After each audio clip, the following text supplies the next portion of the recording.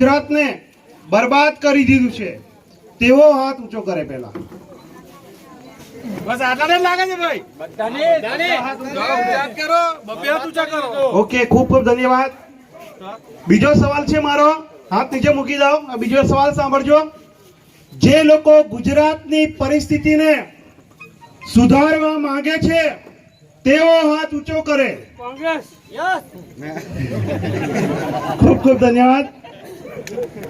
જે લોકો ગુજરાતના હાલત સુધારવા માંગે છે આજે તેઓ બધા શપથ લેશે. હું જેમ બોલું તેમ તમારે બોલવાનું છે.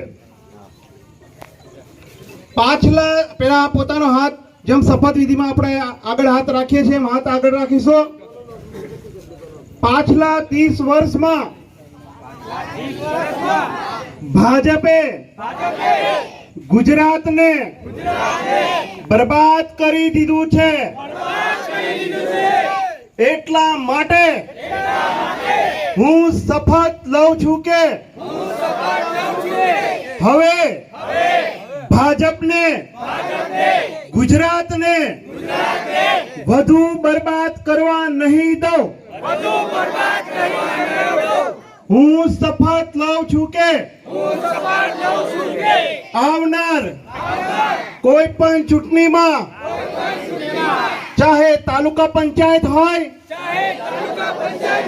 ચાહે જિલ્લા પંચાયત હોય, ચાહે વિધાનસભા હોય, એમાં હું ભાજપને એક પણ મત નહીં આપું. હું શપથ લઉં છું કે મારા પરિવાર અને ગુજરાતના સુવર્ણ ભવિષ્ય માટે હું આવતી દરેક ચૂંટણીમાં આમ આદમી પાર્ટીને એટલે કે ઝાડુના નિશાનને એટલે કે બહાડાને જ મત આપીશ.